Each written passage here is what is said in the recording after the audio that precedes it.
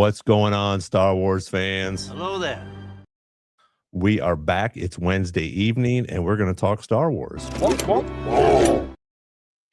So, new stuff, rumors, whole bunch of different things we're going to get into tonight. Mike, Nick, and Derek are all here tonight, and I think we got some pretty cool things to talk about. I know that, Mike, you had a great podcast yesterday, so if you guys hadn't listened already, you need to go check Mike's podcast out. He had a great podcast yesterday. So there's so much new stuff coming out, which is totally awesome, and it's fun that we get to talk about it. I'm so looking forward to the Maul series. Because we will have exact stuff that we can, devour into and just go for it, and it'll be so much fun as we have every week. So, thank you guys for being here. I also want to thank everybody in the stream here, all of our fun guests that are on here that enjoy our podcast every week. So we really appreciate you guys coming on. Max Rebo is here as always, and he's always the first one to start chatting. So thanks, Max, for being here. Along with Jarvo was jumped in here pretty early as well. So thank you guys for joining us. Darth Plagueis, 50 Thunder, Nathan, thank you guys all for being here. And we're gonna talk Star Wars. So I'm gonna hide behind the words. Go ahead. What were you gonna say? I'm gonna hide behind the words. I can actually take them off because everybody can still see them if I take them off. There we go. Now I feel good. Now you feel better. Yeah. So I did want to let everybody know that tonight will be my last podcast from this house because I am moving. So don't get too worried. We will all still be back next Wednesday. But I was texting him like, dude, you're moving right now. Like, you have trucks full of stuff. Why are you doing the podcast now? You're like, I love Star Wars. That's right. I love stuff. So, so if you guys don't know, you haven't seen the room, but obviously, as you can tell behind me, the room that I have is literally a museum. And besides this stuff that's set up, this is what my house looks like right now. Because at least you got the Han Solo on the wall. Yes, I do have Han still on there. I didn't know your walls were gray. Yeah, actually. There's pictures and everything else on there. So, yes, it will be an interesting couple weeks because I will have to start putting everything back in. We actually moved today, and I got all the curio cabinets and all my pictures and stuff up, which is insane, the amount of stuff that is packed up in this room that is all Star Wars. So I'm excited about it, but I'm also a little nervous. So, but I will be taking this podcast down. I don't know what next week will look like, so everybody's going to have to come back and check it out. So I won't be here. It's my birthday. Happy birthday, Derek. That means you have to be here. No, exactly. no, I don't. I'm hoping it's warm enough that I can go play some golf like I did last year. It'll be great. There you go. We'll make you a cake and then we'll just eat it ourselves. That's right. Great. Yeah, that sounds awesome. I am 50 Thunder. I'm not moving to Docking Bay 94, which, I mean, that would be pretty cool. I would be all right. What Star Wars planet are you moving to? Yes. If I could. See, and that's the thing. Let's start with that, and then we'll get into some other things. Well, Since you brought that up, that's a pretty good segue, right? I thought that's a pretty good segue, right? Oh. Uh-oh. It's a terrible segue. Okay. Well, Mike, you asked the question. Oh, okay. Well, if you were to move to a planet in Star Wars, which planet would that be? Well, I guess Nick's gonna start. Nick, okay. first. I'll start. I don't know why. First thing that came to mind was Naboo. It looks really nice, very scenic, kind of cool. It's hard not to watch Attack of the Clones and not want to go there. Yeah. So, Yeah. that's what I got so far. Derek? Ooh, Batu, baby. All about Batu. I love it all, and I've been there. I've been to Batu. So, like, is there a lot of crime on Batu though? No. It's a really peaceful planet. Just there's been some things that have happened, but I think overall it's pretty good. Yeah, I suppose. Ron broke the system. While he's doing that, I was gonna talk about our new microphones. Nick has not picked up his microphone yet. Nope. Slacker. But we all of us, except for Nick has one. It's at Ron's house. It might be packed up now, but we are all on these beautiful SE Electronics Dynacaster microphones. So thanks to our wonderful friends at SE for sending us these microphones, because they are by far the best mics on the market. These are incredible.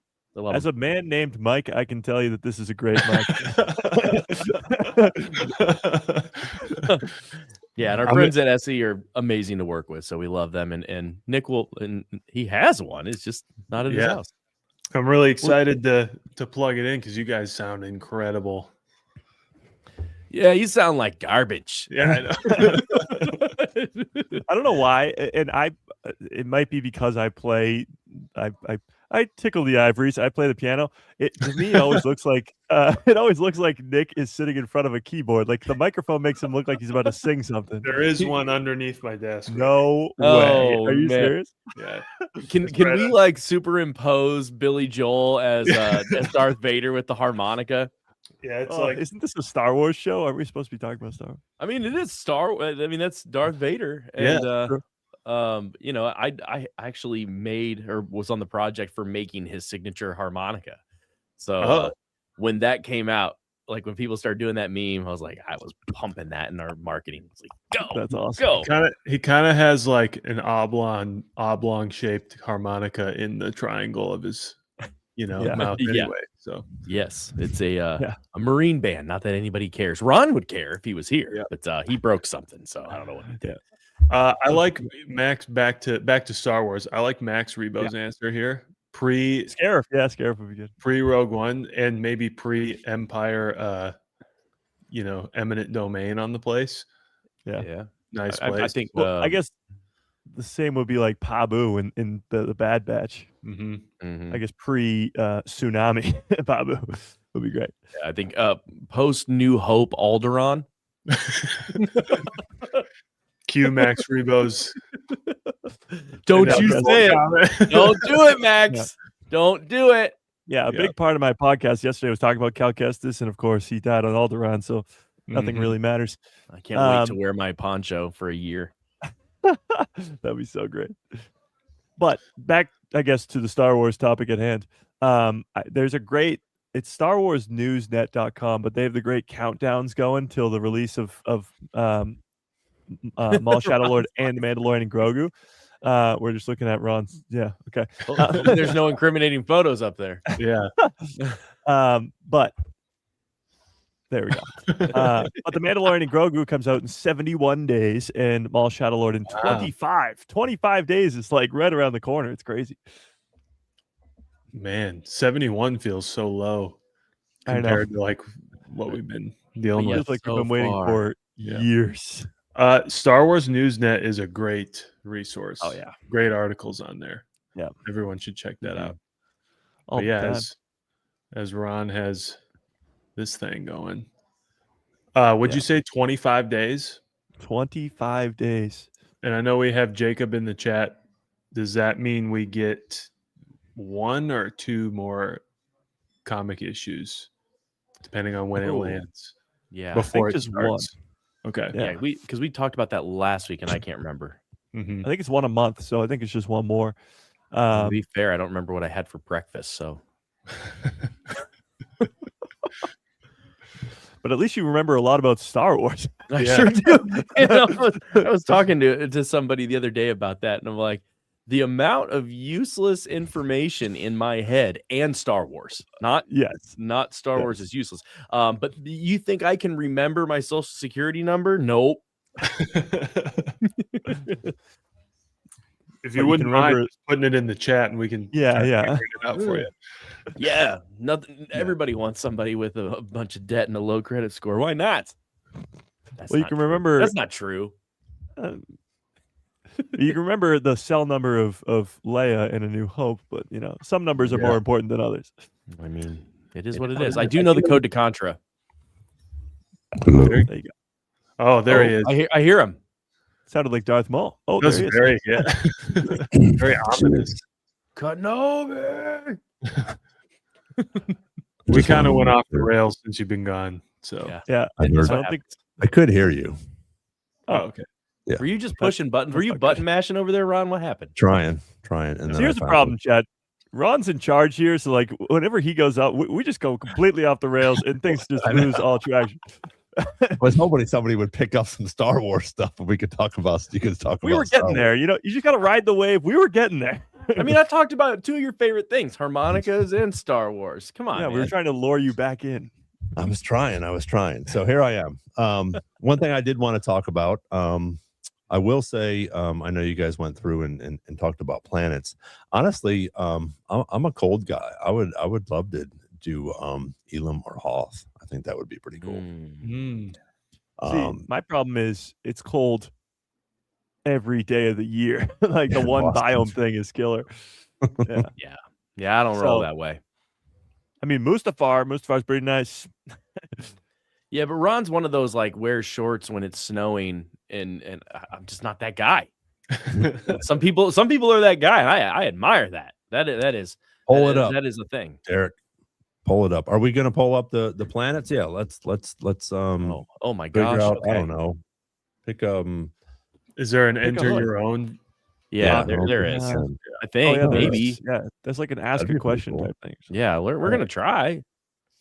All right, let me get this So thing I going. did want to talk about this. So when I was getting ready, and I had already posted stuff about tonight, which we'll talk about. Everything that's going on, the rumors with Boba Fett and and all this stuff going on with everything coming out. So, but after I did that, and after I posted it, I was starting to look for some more Star Wars stuff, and then when we got on, Mike found some more new Star Wars stuff. But the biggest thing right now that a lot of people are talking about on the internet, and I don't think this is the actual the good photo, but is Stinky. Yeah. Mhm. Look at him. I It's mean, he's jacked. Look at him. Yeah, what a specimen.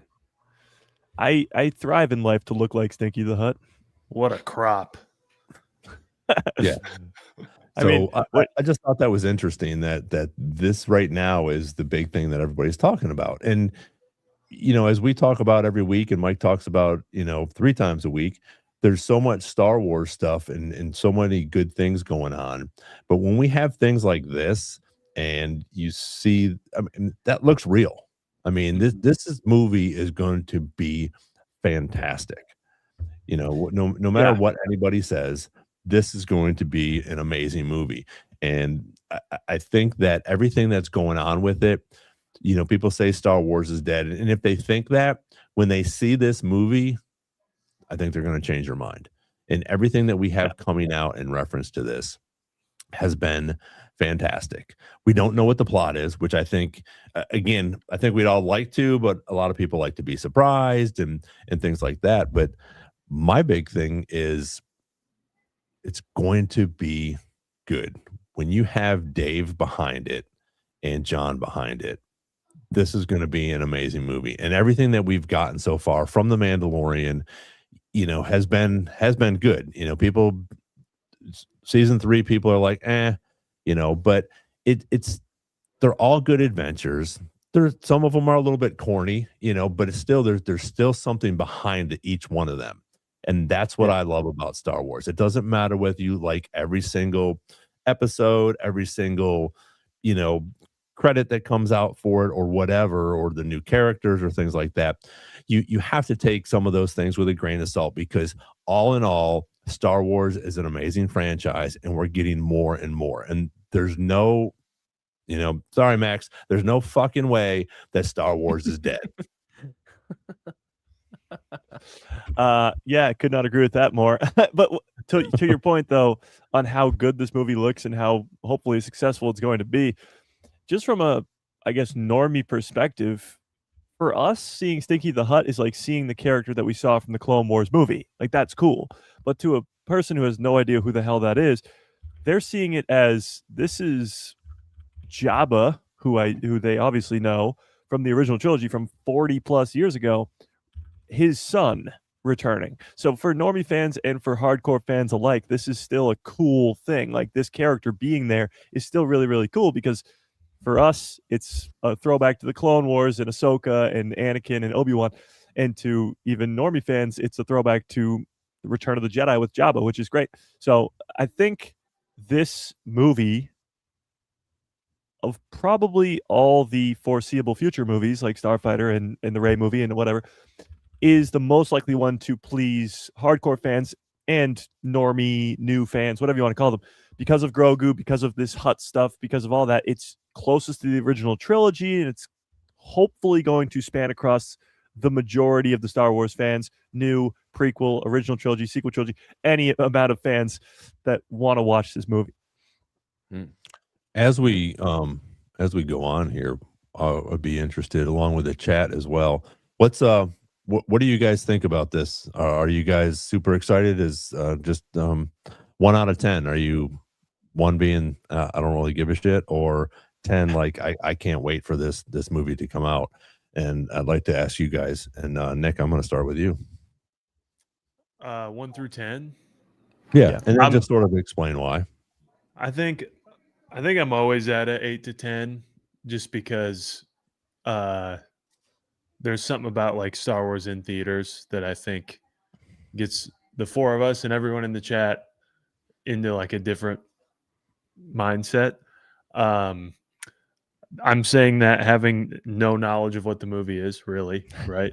And that's fine. I'm just excited to go into the theater. I mean, shoot, even though it was, it's my favorite Star Wars movie, when Revenge of the Sith was back in theaters, it just felt different, and Ron and I went, and it was awesome. But the experience alone would have me near a 10. I like The Mandalorian.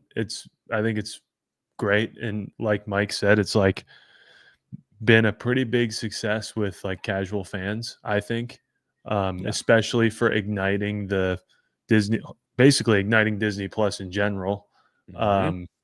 And so I think that's a big deal. And I totally agree that it's probably going to be the best way to get everybody back involved, whether you're like us or a more casual fan, or you've never seen anything. I think it's going to be kind of accessible in that way. And I think that's what I'm excited more than anything. I don't know what the hell is going to happen, right? Like we've spent weeks speculating on what could happen and what the possibilities are. And I feel like I'm just ready to experience it. Yeah. I don't know. The reason I hesitate to go full 10 or like full 9 even is because I feel like we haven't gotten like the big push yet, like the big ramp up. It's different when you have, for saga films, a year-long buildup of marketing and it kind of invading everything in our culture. That gets you really excited. I personally haven't seen it out there other than like the stuff we follow. I haven't gone to the store and it's just like Mando and Grogu everywhere or anything like that. So I feel like once that starts up, which it should, the end of April. Yeah, I think that's how I feel. But yeah, no, and I think even more for when it comes out in the summer, almost summertime, you're going to get a ton of that stuff for Christmas, which you'll see that stuff in the in Walmart and Target and everywhere else, Disney stores, with all the new merchandise coming out once the movie does drop, which is, again, they've done that year after year. So, Derek, what's your thoughts on this one? In the words of the late Billy Bob from Varsity Blues, 10. 10. Give it a 10. So I'm ready for it. I want it all. Give me all that smoke. I want to see it. I can't wait. I'm going, that night to see it, like the first showing. Well, you need to fly to Boston with me. Man, I'm trying to think where I'm at. I think I should be in town. Maybe I could fly out. Maybe I'll ship out to Boston. Come on, let's go. Sounds like a plan. I'm at a 10 too. I mean, to have a Star Wars movie, like Nick said, in theaters, it's just it's a completely different experience than watching it on Disney Plus. And as good, as high quality as the Disney Plus shows have been, and I'm rewatching Andor right now with Sam, like they are movie quality. The Mandalorian is movie quality on Disney Plus. but seeing it on the big screen, sitting in the theater with Star Wars fans, feeling that excitement when something crazy happens and people like have an audible reaction, like that is something that just can't be replaced. And I think this movie's going to have some pretty big twists and turns, which will be cool to see in the theaters. But as soon as, even for people who aren't as excited right now, as soon as that marketing does kick up, you're going to see things that I guess people will get people excited. There was the rumor that Embo was going to be in this movie, but seeing him in the trailer was something else. Like people got ridiculously excited for that. Again, seeing the Hutts and seeing Stinky in the gladiator ring, like that's what gets people talking. There's going to be more than that. Like that's just the tip of the iceberg. And we talk about Boba Fett, we talk about Bo-Katan and characters like that who could very well be in the trailers for the movie if they want to really get people excited. But yeah, it's crazy to think that we're getting a Star Wars movie in 70 days and we really don't know much about the plot in this world of leaks and scoops and all this stuff. We don't know what's going on. I'm interested in why do you think, if maybe Boba Fett, but again, the normie fans think he's still dead. But yes, if you put Bo-Katan in a trailer or Boba Fett, why do you think that hype would go up? I mean, I guess Boba Fett for sure, but Bo-Katan, and unless you're a Katie Sackhoff fan or whatever else she's been, a lot of guys that aren't. Right. Well, that's the thing. Like, yes, Bo-Katan has been a character that's been around for so long. It's like, I guess Zeb is, I don't really know. I feel like Bo-Katan and Zeb are on the same level. Like, she's been around since the Clone Wars. Zeb is in Rebels. She's also in Rebels. She's in Mando season 3, the entire season, and she's in Mando season 2 for a little bit as well. So it's to, I guess, the very normie fan wouldn't know her at all. The normie fan would probably recognize her, and everybody else knows her because she's been around for forever. So I think that would be a pretty big thing and a big deal. And clearly they think it's going to be a big deal because they're keeping it a secret so hard. I actually just saw from 5 hours ago, Katie Sackhoff on whether Bo-Katan will appear in The Mandalorian Grogu. This is a quote from Katie, by the way, from today. Quote, "I cannot confirm nor deny if you're going to see her in the movie, but I can promise you that you haven't seen the last of her." That's pretty much, yes, I'm in the movie. She's in yeah. the movie. Well, and I cannot confirm nor deny. We were talking about that maybe last time or the time before. Like, if you're continuing the Mandalorian story, it's not a like crazy thing for her to be in this movie. Yeah, what's weird is how they would like not want to show her in trailers, because like you said, Mike, casual fans won't know. They'll see like a Mandalorian that looks cool, Really casual fans, I'm sorry to break it to you guys, really casual fans might not know the difference between Boba Fett and the Mandalorian if they've never seen any of it, know. And so I think they'd see her and think it's cool, and then we would all go crazy. So I think what's more odd is like holding her back unless there's some kind of really important story involving the Mandalorians, which probably does have to happen because that was kind of the big success of season 3 for them. It's funny how like we would love to see her and we feel like she's coming back, but it would make total sense for her to be around anyway. Yeah, if there's any point in the movie where Din and Grogu get separated, Grogu gets captured, Din gets captured, if at any point they get in trouble, the first place he would turn to is the Mandalorians because he was just with them and they would help him out. So it seems like a no-brainer to have a character, specifically her, show up in this movie. And it could be a big save the day thing, and that's why they're keeping it a secret. Like they're losing the battle, whatever this battle is at the end of the movie. Din is like on his last breath here, and then the Mandalorians come in and save the day with Bo-Katan at the front of that. So maybe they're trying to keep it a surprise because they want that to be a surprise. But it seems like a no-brainer to have her be involved with that. Boba, I guess, is a different situation because he's not in season 3. He hasn't been seen in a while, but I still think he could be in it too. There's also probably a subset of fans who only know Bo-Katan from The Mandalorian, like who watched the series and loved it, but didn't watch any animation. So they might expect her, But I agree with you on the Boba Fett thing. I feel like I saw, maybe it was from Star Wars Newsnet as well, Tamura Morrison essentially saying that Boba Fett as a character is kind of shelved for right now. Yeah. Again, actors are barred in various ways, and they lie all the time to keep the NDA strong. But I also like the connection to the Hutts would be one thing, but I don't think for Mandalorian purposes, Boba Fett would be involved in this anyway. He's busy. So yeah, he's got a lot going on. Yeah.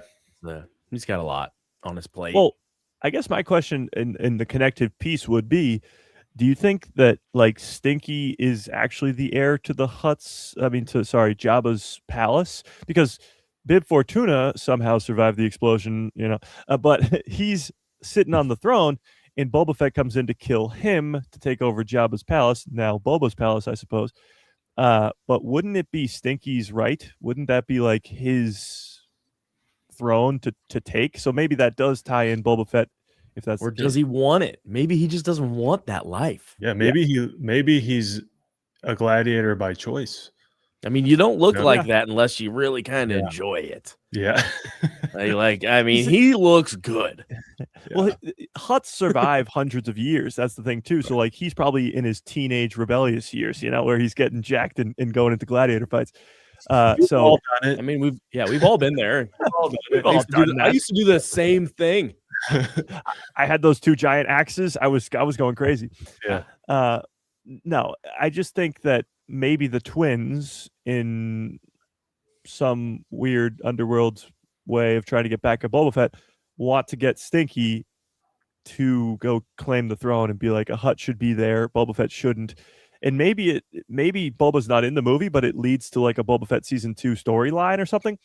That would be really cool. Like it ends with the twin Hutts still wanting to go reclaim Jabba's land.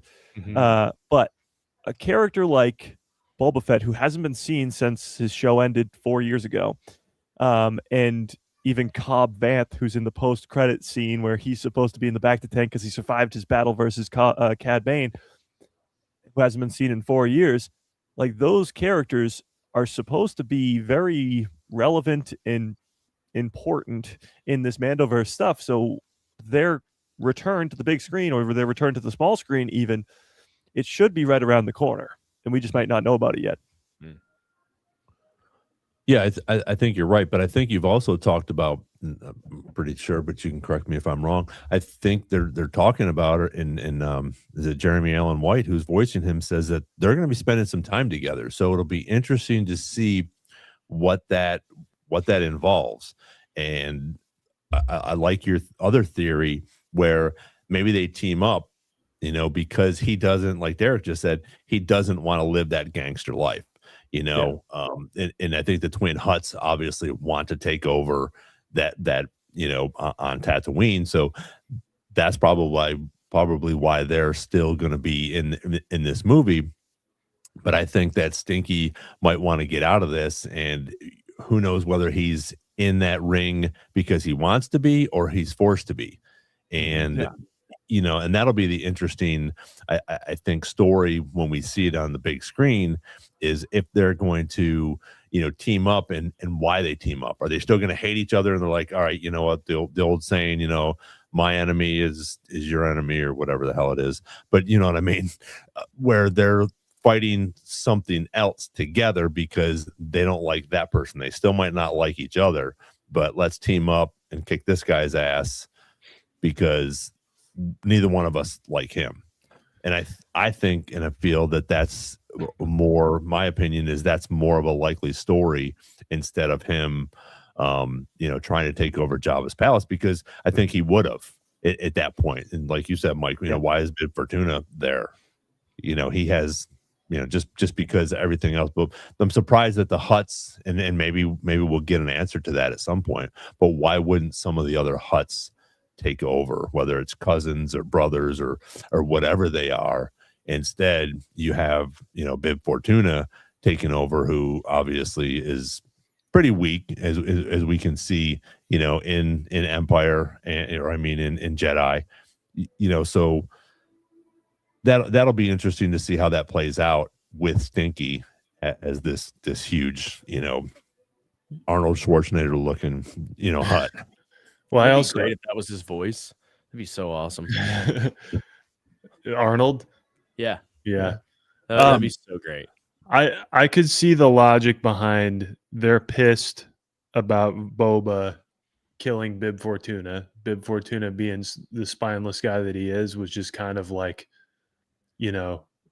ruler in name only, and the Hutts basically directed him, like easily controlled. The old Snoke quote about having a rabid cur in high positions of power because they just do whatever you want. But and then they're mad that Boba kind of takes over and whatever. But I don't know about you guys. I kind of got the feeling through the trailer, which again says nothing, but that they might have hired Din to go kill him in the gladiator ring. Like they don't want a challenger. They don't want the shot of maybe, they're like Jabba style fat. They're on a little thing all the time being carried around, and this is a Arnold Schwarzenegger of Hutts. If he decides he wants in, what are they going to do to stop him? And he's got a big name to him. So yeah. With Stinky and everything going on, I could see a character that I could see easily popping up is Chrysanthemum, and I think that would make a lot of sense because he has those ties, and maybe you don't have Boba Fett in there. Maybe Boba Fett sends him. Again, the ties to the Hutts, and he's massive and strong. Yeah. Well, I'm glad you brought up the whole gladiator fight because Ron, I sent you that picture of the. Yeah, can you pull that up? Yep. So from what I'm gathering of this picture and from what I've been hearing online, we got this picture right here. Now the main focus is the guy in the middle, the bald guy. He was one of the Shadow Council members from The Mandalorian Season 3. And we'll get to that in a second. But as you can tell, on the left side of your screen, Grogu is in a bird cage. And it's like Jeff Bezos. Oh, yeah, maybe it is. Star Wars Bezos. But Grogu's in a birdcage. So from what I've been hearing, it's that they're, of course, watching the Din Djarin gladiator fight. And Grogu's pretty much put in that cage, held captive. And in order for Din to sort of save him or I don't really know, pay off a debt or something. I don't know what it is. But he's got to win the gladiator fight. So Grogu is imprisoned. Now, for being honest, I mean, Grogu can probably get out of this pretty easily with his force abilities and, all that other stuff. But that seems to be why Din is agreeing to and willingly, I guess, fighting in this gladiator ring versus all the chess pieces and versus Stinky as well. So I guess my question to you guys is how do we get to that point? Like, how do we go from the two of them, as we see in the trailer, sitting in the audience, eating the Mantel mix and whatever, to Din being in the gladiator ring while Grogu's in a birdcage? Like, that's the weird thing. I don't know what's going on in this movie. And the crazy part of all that is that guy, Imperial Warlord, might just take Grogu in the birdcage and leave. Like, and then Din might have to go to the Hutts, and that's how we get the whole removing helmet thing. Like, we don't know anything about this movie. Strong at this point to even like a little metal bird cage. I don't know, but yeah. Max said, "Does the guy with the broken horn look familiar?" Yeah, he looks like Howie Mandel in Little Monsters, but red instead of blue. That's the first. I was like, "Whoa!" It's a red Howie Mandel from Little Monsters. If you don't know that movie, Mike, you were definitely not alive. Nick, you probably weren't alive. That's a great movie that did not hold up. I think what Max was trying to say is he does look like the Jedi Master. That's the same species. I believe his name was Master Tim. Yeah, CC Tim. Yeah. So it's obviously not him, but yeah, it's the same species for sure. But now that you mention it, let's talk about Jeff Bezos there. So Jon Favreau, Jeffrey Bezos. Jon Favreau's quote on this guy is perplexing, to say the least. So his quote is, where the hell is it? Hang on 1 second. All right, here we go. So Jon Favreau says that the name of the specific Imperial warlord that we're looking at right here in the Mandalorian Grogu will interest fans, as he says, quote, "You will like his character name when you hear it." Meaning it'll be recognizable or a joke or something like you'll like it when you hear it. What the hell does that mean? It's Raymond. Yeah, that's interesting. Well, and my thing is do we not have a name for him from? No. So when we go back to the other picture that I had, we don't have any names on any of these characters that we know of. Those 5, no. One of the Shadow Council members we do know is Pelion, or 2 actually, Pelion and Hux, who are not. Yeah, these are not any of them. But yeah, none of these 5 we don't know their names, but we do know that the 2 on the farthest right, top and bottom, are going to be in the Mandalorian Grogu movie. Confirmed. The bottom right is in the trailer, and the top right is what we're talking about right now, the Bezos guy. So Jon Favreau saying, yeah, Dr. Evil. Jon Favreau saying that you'll like his character name when you hear it. I've been looking around. Nobody's really come up with an answer to this. Legends character, maybe. Told you it's nothing. Raymond Skywalker. I really got nothing, unless it's an Imperial that maybe is from before, like during the Empire days, or even before that. I don't know, but to have a recognizable name that Jon Favreau goes, "Oh, you guys like that when you hear it," it's I don't know. I'm lost on this one. Well, and my thing too is, and I think somebody else, either one of you guys said it or somebody in the chat did. I mean, he's in a bird cage. Why doesn't he just, get his way out of there? I do like those will be interesting questions, or that will be answered, in reference to that. I don't know what type of Holly said something about that bird, but it's interesting to see something like that. So, like you were talking about, Mike, this movie is going to have so much stuff in it, and we're just hitting the tip of the iceberg with pictures like this and some of the stuff that we have coming out. And you have to go, when you're going from Disney Plus to the big screen, like we were talking about earlier, I think we're going to see Boba. I think we're going to see Bo-Katan, because Bo-Katan is definitely part of this Mandoverse, and so is Boba Fett. But Boca's in Mando, so there's no reason that they wouldn't put her in there, especially if you're going to go to the big screen. As big as it was on Disney Plus, that they did these 3 seasons, and now they're going to make a movie about it. You're going to see people like that in there, because that is a main character in this movie. Holly did mention in the chat, if you want to pull that one up, a specific warlord. Again, I don't know what this name is or how to pronounce it, I suppose. But Zinj, sure. I did look him up.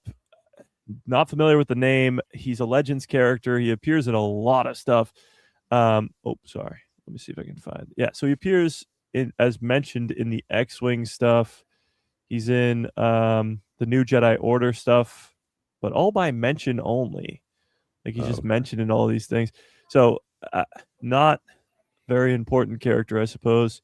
But from what I gather, and the interesting part that sort of connects him to all of this, I suppose, is that this Legends character, at some point after the Battle of Yavin, is sent by Emperor Palpatine himself to the planet of Dathomir to prevent the escape of the Force-sensitive Night Sisters. So he does have a connection to the planet of Dathomir.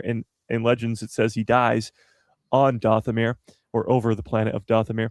So maybe it's connected to that, and that would give us a connection to Thrawn and the Night Sisters in Dathomir, which would be great.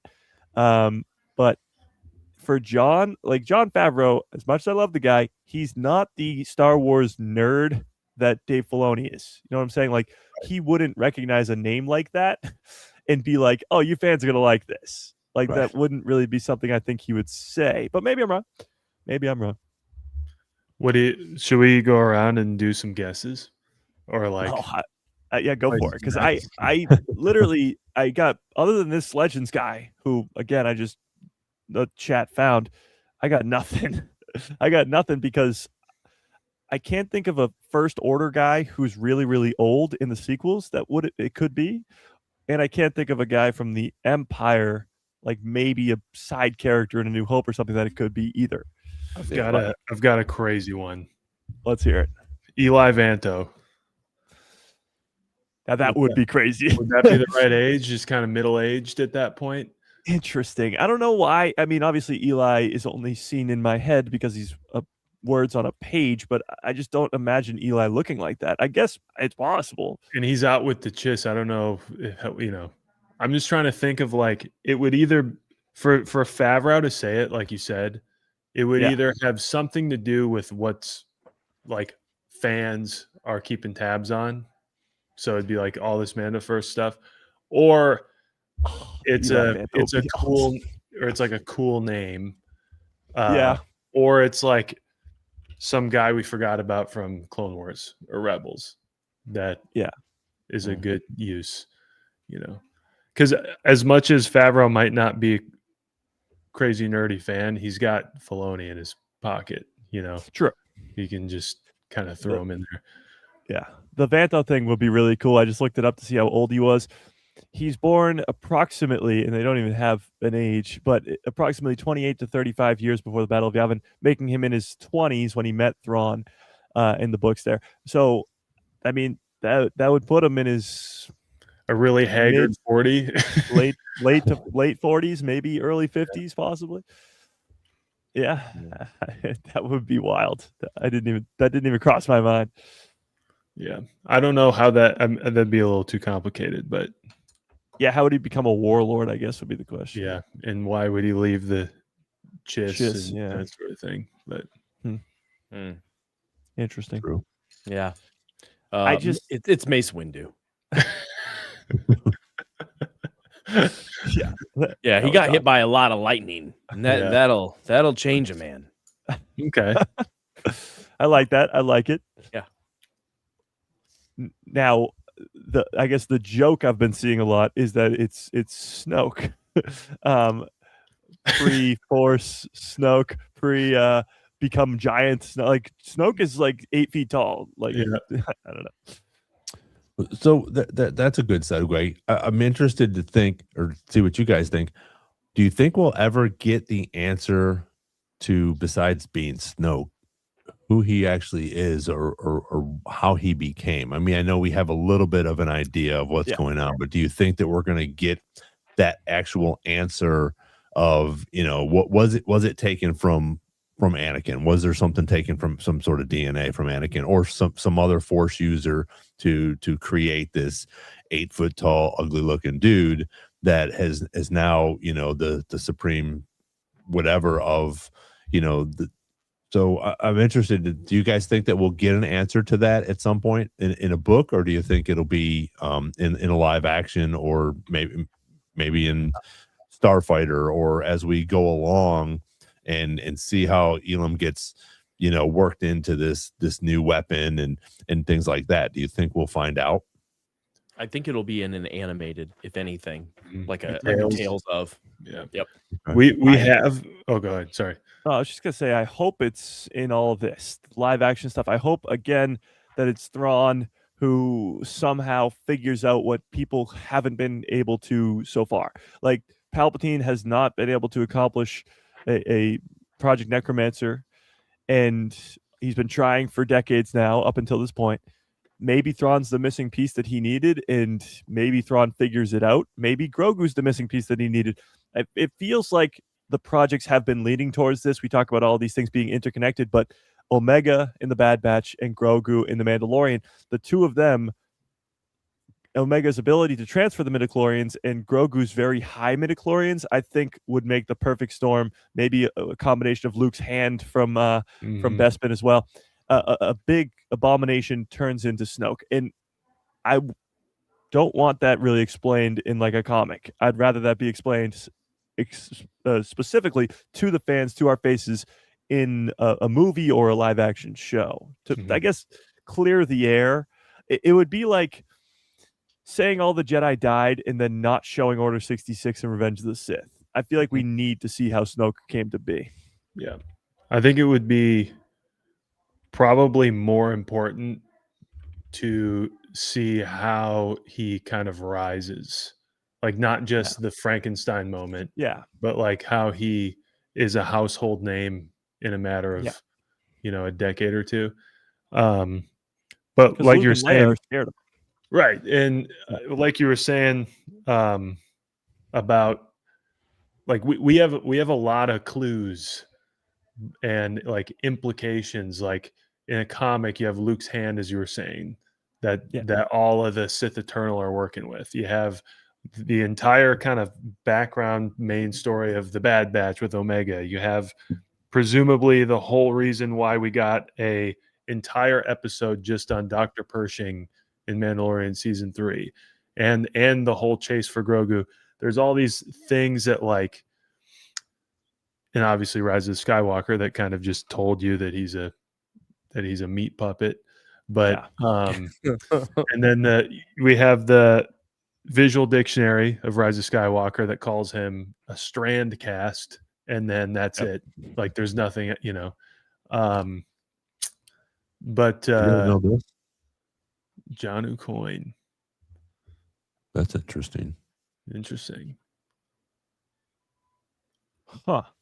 That would be weird. That would be, I guess, as Jon Favreau said, you'll like his name when you hear it. I don't think I'd like that. Yeah, that doesn't give me anything. I feel like they'll just name him like Ford Harrison or something. No, I mean, what if he was like a character about, from the Thrawn books or something? Yeah, I think what he's talking about is that the actor that played Snoke? No, that was Andy Serkis. Yeah. Oh, okay. Oh, it was. Yeah. The actor's name is John Coyne or whatever, like Johnny Coyne. Like that's the actor's name. I don't know if he's just playing tricks on us or what, but I don't know. Well, what's weird about that is, other than this image that we just looked at with Grogu in the birdcage, this guy hasn't been in any of the marketing for this movie. So we know about the other warlord. He's in the last trailer. That's like, he's going to be important. But this guy, like the leaks of these two specific warlords being in the movie are from like a year ago. Like this has been knowledge that we've kind of known about for a while now. But this guy specifically has not been in much of the marketing at all up until today, up until this moment. So maybe he's got a bigger role that we just don't know about yet. This is the first time we're seeing Hutts and Imperials crossing over in any of the trailers too, because it's sort of been separated. The Hutts doing one thing on Nal Hutta or wherever, and then the Imperial warlords on this icy planet.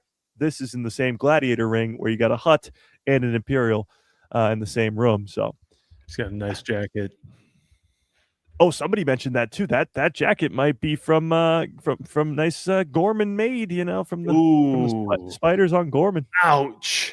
It's Luthen. It's Luthen. Yeah. He's back. He didn't die. Yeah. Well, it's Cyril Khan.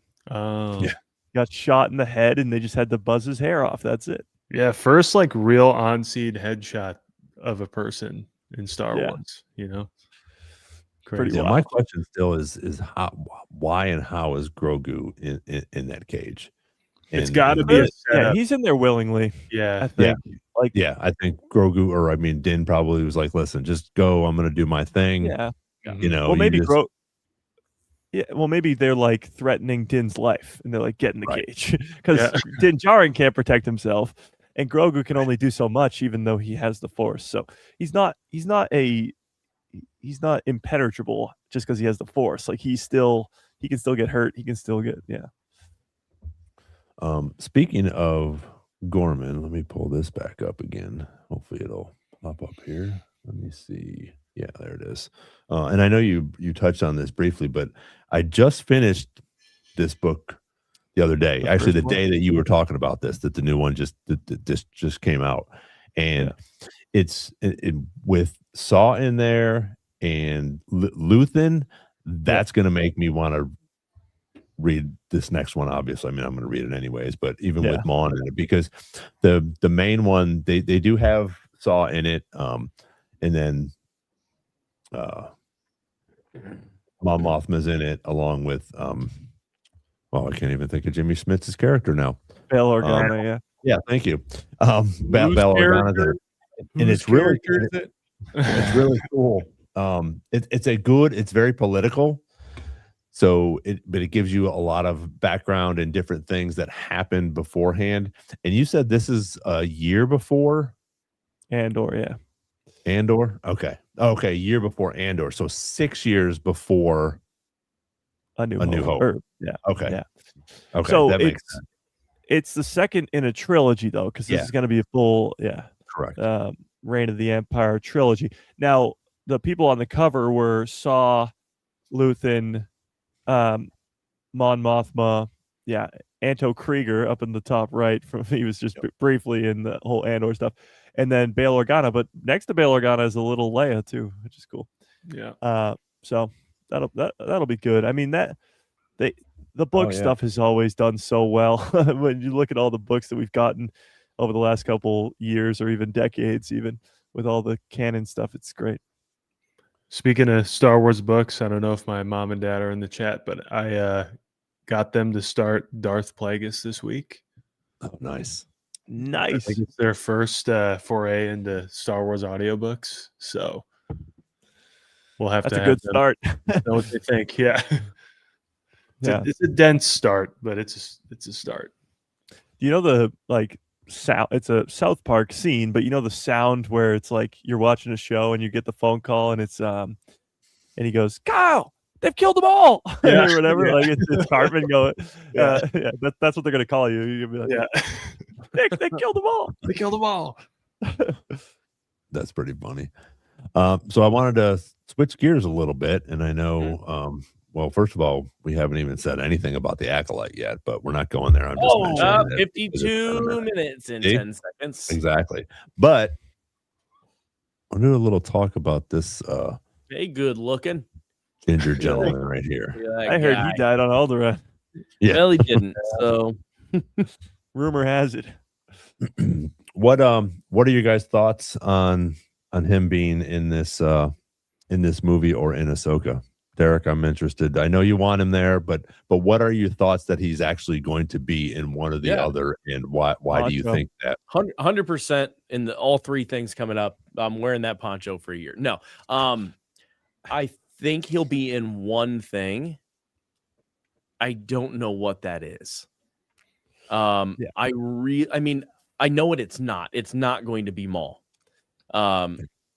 Because it's not. I'm putting my money on it. It's not. It's not. So I think I'm gonna say it's gonna be Ahsoka if it's anything. Yeah. Okay. Yeah. Yeah, I think so. I agree with that. Oh, go ahead, no, Mike. you go. Yeah, we'll go to Nick. Yeah, all right, Nick, go ahead. Me? Yeah. I actually completely agree with Derek. I don't think it's in the movie. I don't see timeline wise him being involved with Maul unless there's a Dathomir thing and we jump into, do we know if Shadow Lord lasts a long time, or are we in just one time? We don't know. I just don't see Cal being involved unless there's some kind of Dathomir thing. But where there's going to be a lot of Dathomir stuff is Ahsoka. I still am partial to the idea that the bulk of his story will be resolved in the next game. And so I feel like him being a part of something in live action or animation or whatever would also have to be important, because when that's done, I don't know. I don't see it happening in a movie yet, I guess. Yeah. Well, I think him being involved in something in live action, if the game takes place after it, it could only help the game. Like it will only just elevate the sales of the game. But if it does take place after the events of the game, the third game, then you can, I guess, sprinkle in some like, well, what happened? For example, if he shows up in Ahsoka season 2 by himself, then you're gonna be like, where's Marin? Where's the girl that was at the end of the second game? And then you'll have to go and play the third game to figure that out. So I guess they could go about it either way. I am in full agreement with the two of them. I think it's Ahsoka season 2 or nothing. Just because I don't see there being enough time at all in the Mandalorian and Grogu for an introduction to Cal Kestis. Yeah, and they're going to have to give him some time. Like, yeah, there's not going to be a 5-minute cameo for Cal Kestis. I'm sorry, there just won't be. It's not like a Clone Wars character. It's somebody from 2 video games, and that's it. So for most normie fans, as we talk about, they wouldn't even recognize the character from a hole in a wall. So it just wouldn't make sense at all. But when it comes to Ahsoka season 2, as Nick brought up, Dothamir, that's already the connection there. Both games have Dothamir as a playable planet. His girlfriend's a Night Sister. There's so many connections there with just the planet itself. But this week we did get some pretty crazy stuff from Ahsoka season 2 as a crew member posted a video online of like merch and whatever, and there was a replica blaster in his video, and he was asked about it, and in the comments he said that it's a 3D printed replica, one that I used for the Battle of Dothamir, which again confirms this huge battle that we know about. They made me a bazooka trooper for the day, so I retired my old blaster and had it preserved. So it's one of the, I think they called it E11 blasters, but it's a bazooka trooper, like one of those stormtroopers with this huge thing on their shoulder that is in both games, Jedi Fallen Order and Jedi Survivor. So yet another connection to the Jedi games and to Cal Kestis is this trooper being involved in Ahsoka season 2. So all lines point to Cal being in Ahsoka season 2, if anything, in 2026. And I mean, I'll double down on my bet, and I will say if he's in both live action things, I'll do the poncho for a year. All right. Okay. I feel like I'm now kind of pushing back on myself and us, because Derek, you made a great point. I think Cal Kestis, and they know this, deserves more time than he would be able to get in Ahsoka season 2, unless it's an intro. I think he really needs it and deserves it. And it would kind of, in a weird way, be a waste to just pop him in for 5 minutes and then figure out what to do with him. It's not a waste. We'd all love it, obviously, but I think he's got the keys to like some very interesting and consequential stories that, like, Mike, you've said it a bunch. In Ahsoka season 2, we really have 2 stories that need a whole season that are mashed into one season happening. You have the Peridia stuff, you have the Thrawn stuff. And I feel like Cal Kestis deserves more than popping in and wrecking some people for an episode and we don't see him. However, Ahsoka does that in The Mandalorian season 2, and it worked great. I can see him getting more time in Ahsoka because there's more runtime in Ahsoka than there is going to be in the movie. And in the movie is going to be, there's so much going on already. It's like, that's what I'm saying. Like, if he was in the main movie, it's like he's might be in for 10 minutes. That's not going to be enough. And you're going to have like normie fans that don't know who he is. And they're going to be like, well, who is this guy? Why is he so important? And people are freaking out about him. I've never heard of him. Well, it's because you're a nerd. Well, it could be that point, though, where it's just like Boba Fett or Ahsoka in Mando season 2, where they only are in one episode. They only have that one cool epic sequence, and then he's gone or he's not in the rest of the show. And it sets up either his third game or sets up maybe even, if we're lucky, a Cal Kestis show himself. But I agree with you that there's not a lot of time in Ahsoka season 2 to spend establishing a character like that. But it could just be a way to put you onto the third game or put you into where Cal Kestis' story continues. It would just depend on where that third game takes place in the timeline. Yeah, and it could, if all of our speculation about an Heir to the Empire trilogy or movie later, if he's involved in Ahsoka season 2, he would have to be involved in whatever happens later, whatever they're setting up. But I don't know. I feel like they have something really good with his game series. And I think they're going to want to really make sure they, and wrap it up on a good note for the third game. And that's either going to be pushing him to push the game or wrapping the game up so that they can use him now, or, whatever it takes.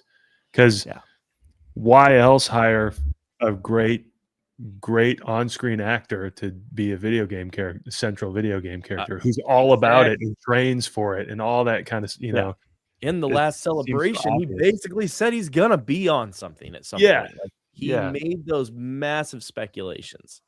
Yeah. No. And Derek put up a poll, so if you guys haven't already, do you guys think Cal will be in will be in live action? And after you do that, then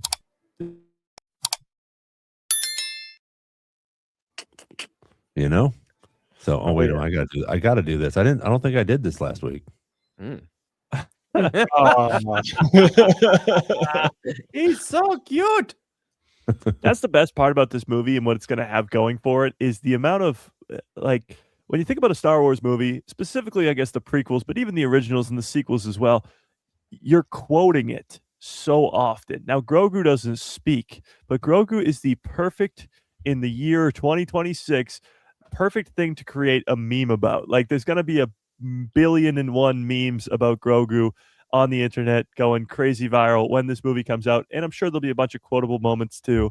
But that's what I guess has kept Star Wars around so long is that people have been quoting Star Wars forever. Like everybody knows every line and all that. And this movie's going to continue that. But Grogu, without saying a word, is going to be all across the internet with stuff like that. Like that's just awesome. Mm-hmm. Yeah. G-Reg, I think it's G-Reg. I don't know how you're saying that. Asked, are you guys worried about the game story being retconned if Filoni brings Cal on stage? He has a bad track record of that. No, I'm not worried about it at all.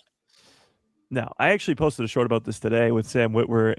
He's talking about how him and Dave got in an argument about he was going to go voice something for Darth Maul in a book. And he was saying that like the lines were kind of different, or he was saying that it was different from the character that they established in the Clone Wars. And he was like, Dave, what should I do? Should I say something? Should we change all the lines?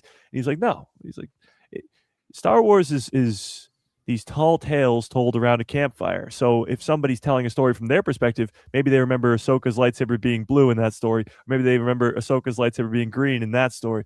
And it's a weird way to look at it because as canon lover myself, I like everything to be in order and in the way it should be. But that is, I mean, George Lucas always joked about Star Wars is being told by R2-D2, and that's why he's saving everybody the entire time. It's a very perspective-based thing. And a little retcon, like, for example, what Dave Filoni has done, which is Yoda's lightsaber being thrown in a comic into a fire on Coruscant, and then Luke Skywalker having that lightsaber and offering it to Grogu. Stuff like that is something that I will take all day long because it doesn't affect the way I look at anything. That comic is not ruined. The show is not ruined. Like nothing is that drastically affected, and you can get away with that. And he's done it before with like Kanan's story and stuff with the Bad Batch and everything. But again, I like the Bad Batch. Well, yeah, well, and that's it, I think, because you have so many people that they just want to hate on it and find things that are wrong with it. The whole thing with Ki-Adi-Mundi, okay, his birthday's effed up, whatever. So, but I think that's cool because you have 2 lightsabers for Yoda, and that's the explanation, and that's okay, and same with Palpatine. Palpatine has 2. So again, we don't know that, but when it pops up, people aren't bitching about that, So again, there's different things that can be switched around a little bit. And if you're going to get worried about that one little aspect of this, then honestly, I don't think you're a true fan, because if you're going to take that one little thing and that's going to ruin your Star Wars experience, that's ridiculous. The whole rest of everything that's going on in this, there's no other franchise that you can go into.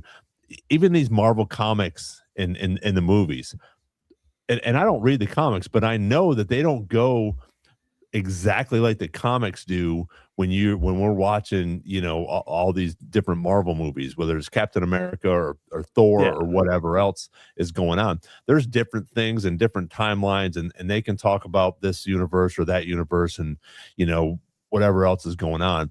But there might be a handful of different things after the books and the extended universe and canon and legends and stuff like that might be wrong, but 99.9% of this stuff is on the same track. And if it's not, they have come up with I think a cool retribution for it to explain that. The whole thing, I think we talked about it last week, was with Rex.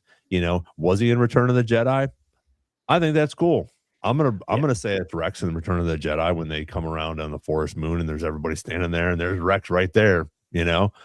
If you want to think it's I forget what his name is, but if you want to think it's that guy and you want to stick with that, then cool, you can stick with that.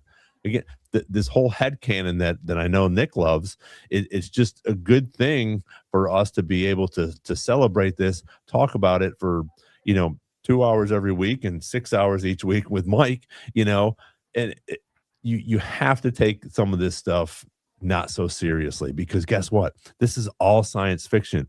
It's all not real. It's just a cool, fun story that we enjoy and love that George has brought to us. So, sorry, I digress.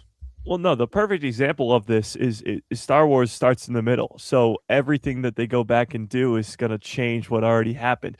And everybody talks about the retcon, but the retcons were that Luke and Leia are twins.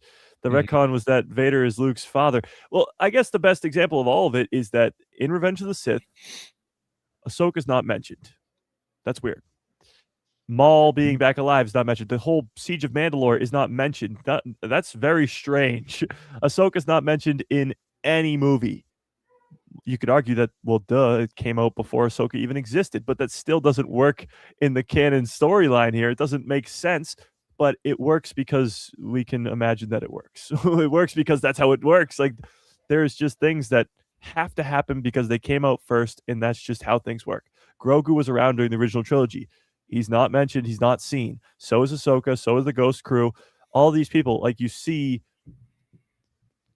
Easter eggs, I suppose. You find out at the final scene of Rebels that Rex and Hera and the Ghost were at the Battle of Endor, but you don't see them. Maybe you do if you think that character is Rex, but they're there, and you know that they're there. And for Andor fans, Vel and Clea, they survived the events of the show. They're involved with the rebellion. Do you see them moving forward? No, but they're there. So there has to be some sort of line where you have to go into your headcanon or your imagination and just, I guess, bend the lines a little bit. I totally agree with you guys, by the way. I do see part of where G-Reg is coming from, as far as like prior to whatever year it was, 2013, where we went, all right, there's going to be legends, literally everything, and canon. Anything that's on screen is canon, and everything that comes out from here on out is canon. And as an avid reader up until that point, I have to admit, like, there's a lot of conflict because I always bring it up. We talked to James Lucino. They don't know, like, that another person over here back in the day was writing about the same thing. Yeah. They're just emailing with George and some other people about whether I can put this in the book or not. And so for like us sweaties, when you see Chewbacca die 3 different times, it's like, so which one? Yeah. Like, do I just get to pick one? Yeah. And to, it kind of pissed a lot of people off to make the expanded universe now like not real, right? Or like legends, and we can pull from it and bring it back, which from a production standpoint is the only way you can do it. If you want to make some films where Luke Skywalker and Han Solo and Leia are now in their 60s, like, you're going to have to, like, you can't go and make the Luke New Jedi Order stuff when Luke's 30, so they had to figure out a way to make it all work and to plug it in. But what's frustrating sometimes, I think, for some of us sweaties is like, okay, we did this big deal overhaul of canon, and now we're finally on board, and now we're going to be like, yeah, but some of it doesn't. So then sometimes we go back, sometimes we don't. And so that's why I do love the headcanon stuff, because usually when they go back on something, it's not very consequential. It doesn't matter. Yeah. And they make it a part of the story, like Mundi. Like, who cares how old he is? The best. And that wasn't even canon. Yeah, it wasn't even canon anyway, right? It was from a baseball card, and but even I would say, like, even the Maul stuff is like Maul being resurrected would not be an example of retconning, because it's just, you see him get chopped in half, you presume he's dead. And in the story, everybody in the entire universe is presuming he's dead, like the audience, and they figured out a way to make it happen. Right? Yeah. Retconning would be like the fact that the Ahsoka's adventure in Tales of the Jedi is in a novel that already happened, and it happens very differently. So now you have to use the canon rubric and say, like, okay, it happened on screen. That's the story. But I like this book, so I'm going to like the book story. So I understand where he's getting from, because we went through this whole overhaul thing to figure out how it all works, to now just be like, yeah, sometimes we'll do it, sometimes we won't. And I think it's important to remember that, like, we don't get this Thrawn set up like we have it now without the canon hard line. I don't remember what year it was, but without the Legends and canon separation. Stuff like that is a big deal. So, well, to that point too, with specifically Cal Kestis, you can make him as powerful as you want in that game, and he can't come onto screen being that powerful. Yeah. So somehow, some way, they're going to alter the character to make him realistic, I guess, to make him make sense inside the canon of Star Wars. I do like, however, that Ahsoka Season 1 kind of set up one of his abilities, which is that Force Echo, because Ahsoka kind of uses it in the first season. So and so is Jason. And so is Jason. Yeah. So they're establishing that in that presence of that ability. But it will be interesting to see how powerful they make him, because a video game character is not real. Like, he can't be that powerful when it comes to. Well, isn't he real? Well, he's real. But what does that mean? His power's real. not real. It's real to me. You're not real, Mike. I was kidding. I think Jan has a good point, but Mike, like you were saying, where we don't see some of these characters, in A New Hope or whatever. Which I really like your theory that she stays on Peridia at the end of this season. So that's why she's not here. And I think it's at some point we will get an answer to that. And that's what I love about Dave being the creator of all this, and at least looking to make sure that this stuff is sort of staying on track. And because this universe is so huge, like Jan says, you're not going to run into everybody all the time.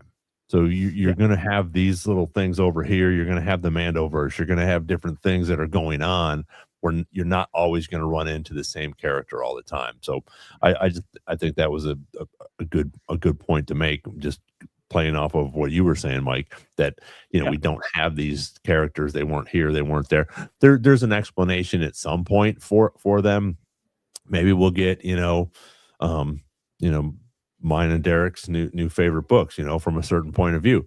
Maybe we'll get some more of that stuff where we get to find out what was going on with some of these characters. But the main characters like Ahsoka, I think that we will eventually find out why she wasn't around, or what was going on with Grogu. Were they doing something else? They didn't. As we see in Andor, there's so many different cells of the rebellion, and then finally a lot of them start to come together.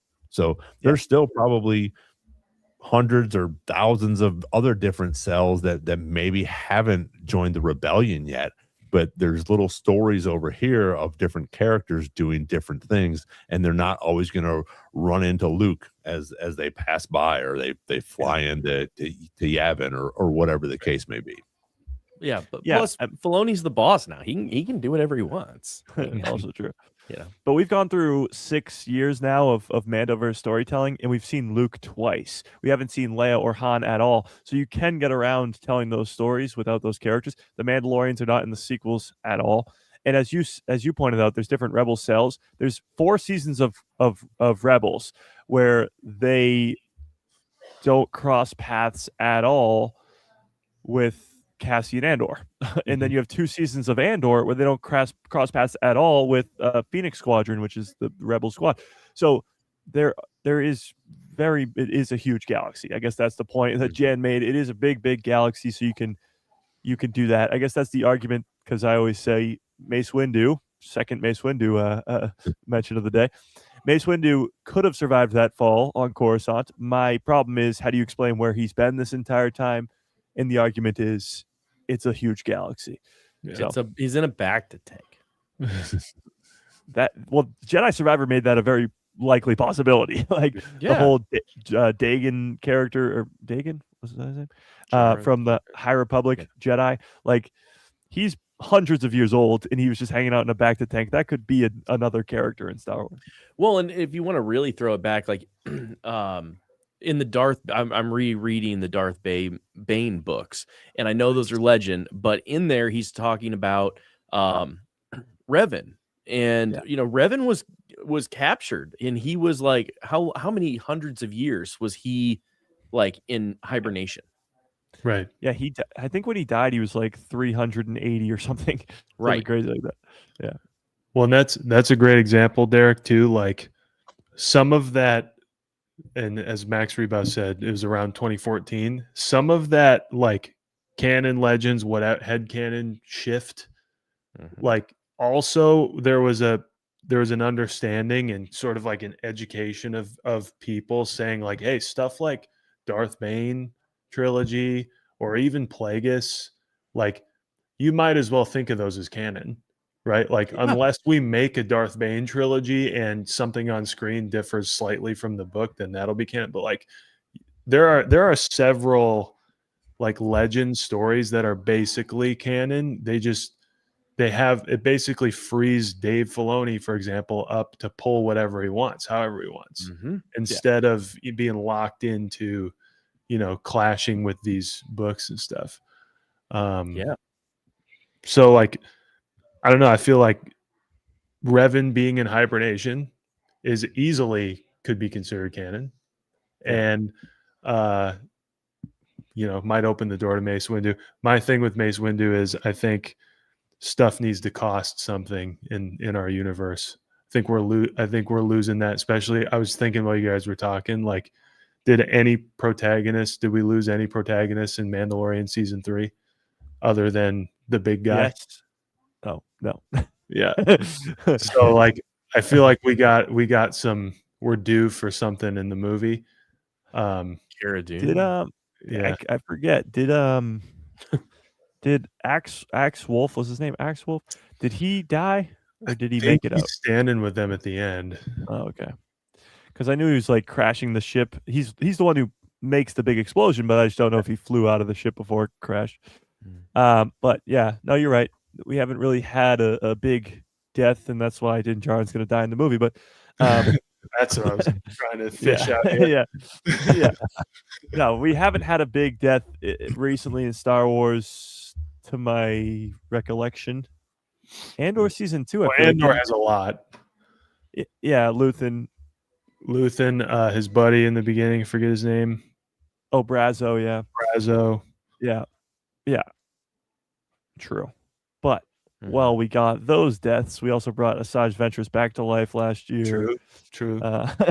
Yeah. So, but even Rise of Skywalker, yes, we lose Leia. We're kind of thinking that was going to happen anyway. But like, the main New Age protagonist cast unscathed, except for Ben Solo, which was a part of the whole. True, but that's kind of how all the trilogies work. The original trilogy unscathed, the prequels unscathed. Padme. Yeah. But yeah, no, you're not wrong. Well, Ben Solo, the hunt for Ben Solo, like, people want to bring him back to life already. Yeah. So, that's true. I do have something. Go ahead. No, I was just gonna say I do have something, switching gears back to the Mandalorian specifically, and I guess Boba Fett a little bit here too. It was confirmed, because the Writers Guild of America, they have to like put out the writers for the movie. it's confirmed that there are three That's main writers for the movie. Jon Favreau, of course, director and writer. Dave Filoni, no shock there. But the third name is kind of shocking, I suppose, is Noah Kloor. Kloor. Does that ring any bells to anybody? Because it didn't to me. Yeah, it didn't ring any bells to me either. He co-wrote every single episode of the Book of Boba Fett. So for people holding out hope that Boba Fett's going to be in there, that's pretty. I think he co-wrote one episode of Mando season 3, just one. I forget what episode it was, but the entire season of Book of Boba Fett he co-wrote with Jon Favreau. So he's also a writer with Dave and John. I mean, if you're the third name on that list, it's a pretty good list to be on for this Mandalorian Grogu movie. Maybe some Boba Fett ties there. I mean, it doesn't mean just because he wrote on Boba Fett that Boba Fett's in this, but it's pretty good. Pretty good. No, I think you're right. I think that's again, as we talk about like some of the toys and different things that come out, when you have some of these little things that happen and you have this new writer now, because why are they waiting until now to say that he's a writer on this? Okay, everything's done, all that. So now they're going to drop this other guy's name. They've known for years, or at least a year, that he's there. So I think that's really cool, and I think that does, like you said, that sort of jumps up that percentage that Boba Fett is going to be in there. Because why would they bring this guy in to that, besides to, hey, listen, we want some of your knowledge and about Boba Fett, and what do you think we should do to bring him back? Because as we all liked, and probably everybody on this chat, Boba Fett was a great series, and it was fantastic. I think the Vespa gang, it is what it is. It's already there. Awesome. And they're so cool. Yeah. And that's my thing with Star Wars. You know what? I would have loved to seen Bosk and Dangar and IG-11, and that would have been freaking insane. But we got these 4 kids on this, this whole thing that happened. But again, there's part of the Star Wars universe. It's something new coming in here, because like Jan said earlier, it's a huge universe. You're not always going to have Dangar and Bosk and IG all hanging out together and doing this type of thing. And now you have, some new characters that we have that Boba Fett needed to help him out. So those are the cool things. But to get back to what you were saying with the writer, is I don't think that they're going to drop that name. Just, oh, okay, hey, by the way, we're this is who else has written with us. Oh, wait a minute. This guy wrote most of the whole live action Book of Boba Fett. So there's definitely some percentages that are going up in that. I could also see too how when they're like making a series, for example, they have to make, they know they're bringing Boba Fett back in The Mandalorian. They know they're doing Book of Boba Fett because it was a post-credit scene in The Mandalorian. But they have to figure out how. So whoever writes that story has to build the world, and therefore they built like the current state of all the crime families and the huts and all that kind of stuff. So it would be really valuable to have that writer in there, whether Boba Fett's in it or not, to be able to be like, so of everything that we edited down to make Boba Fett, here's all the stuff that like, where we were coming from, as what the scoreboard looks like, who's involved. Here are the characters that we had set up. Because, we might not think crazy highly of the Vespa gang, but Chrysanthemum was freaking cool. Yeah. Cad Bane was freaking cool. I don't care what people think about his looks. We got a lot out of that. And to have it be like, Mandalorian season 2.5 was also cool. Or more simple answer as to why this guy's on this show, or writing for this movie, because they like working with him. He's probably a good hang. That's the thing, is like, especially being in the music industry, 90% of it is that people want to be around you. Yeah. So whether or not it's like, I don't think it's tying any of the Boba Fett stuff in, and that's why they have him, because they've got Filoni. Filoni's going to know what to do anyway. I think it's that they liked working with him, and they were like, oh, we like his style for whatever reason. Let's bring him on for this. Right. Yeah, but why drop his name now? That's my thing. Why not? Probably have to. Yeah, they you had have now. to. Yeah, they had to. But no, I think there's a lot of connective pieces from this movie to the Book of Boba Fett. The Twin Hutts, Din Djarin's in half the season, so there's already that connection there. It's just more a question of Boba Fett himself specifically. Would he be in there? It remains to be seen. But the Vespa Gang thing, I love making fun of the Vespa Gang, not because like it's whatever. It's the Jar Jar Binks of it all. Like Jar Jar's the comedic relief. I guess these guys weren't supposed to be comedic relief, but they're bright colors on a desert wasteland. And they're the Ewoks. They're the Babu Fricks. Like Star Wars always has these characters appear, and the Vespa Gang was just this version of it. But they're necessary to the story. They're the ones who saved Fennec Shan's life. She got shot by a blaster in the gut. Like, yeah, they had to save her. Now, would we have hated them as much? Yeah, would we have hated them as much if they would have moved faster on the screen and it would have been this slow motion race? Like honestly, like I saw the Vespas and I was like, that's really weird, but I think they're cool. Like you know, it was just fun. And well, it was the just thing is the scene was so slow. The scene was really slow, and the little spin that the guy does. Yeah, I mean, again, there were things, but like, let's just take out a lot of the Vespa scene. I think the characters were pretty cool. Yes, I like the actors. I like the characters' looks and designs and all that. Yep. My one hope is that when this Galactic Racer game comes out, I can make a speeder bike look like a Vespa. It'd be awesome. That'd be so great. That would be so great. But maybe that'll be like a DLC or something. And then you can have him say, "This is pod racing." Yeah, exactly. I thought it was cool that they're all like modified people. Yeah, yes. Or do they all have the tweaks like the some droid? sort of mod? Yeah, they're all different. Yeah, and they go and see freaking Thundercat for him. Yeah, I don't know if you guys. So I thought that was awesome, but I thought like when I first saw the Vespas, I was like, oh, okay, we're doing like motorcycle American graffiti, like a little homage, and then they were slow, and you know. Well, but you are right. It's with Thundercat, though. That was awesome. I was like, "Oh my god!" And people were like, "I don't know who that is." And I'm like, "Oh, this is gonna be a musician. He's amazing." It was slow, and honestly, in a very George Lucasian way, they could go back and make it quicker. If they wanted to. But yeah, no, I don't. I've rewatched that scene somewhat recently, and as all things do in your mind, like it slowed down even more in my mind. So it is faster than I remember it being. But it's not fast. I do like the scene in that scene where the girl catches up to the speeder that what's his face is on and just starts kicking it. And like you said, her foot is modded out, so like a thing comes out, like a spike comes out of her foot, and she like breaks it, and that's how he crashes. So like they are cool in concept. Just everybody remembers the chase scene and how slow it was. Right. Yeah. I also feel like we might have liked him more if we got more time.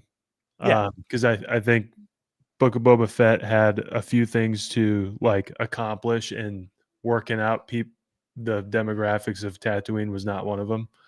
You know, and maybe to add to the writer thing. Maybe he's a good hang. That's probably 90% of the reason. I think Derek's right. Yeah.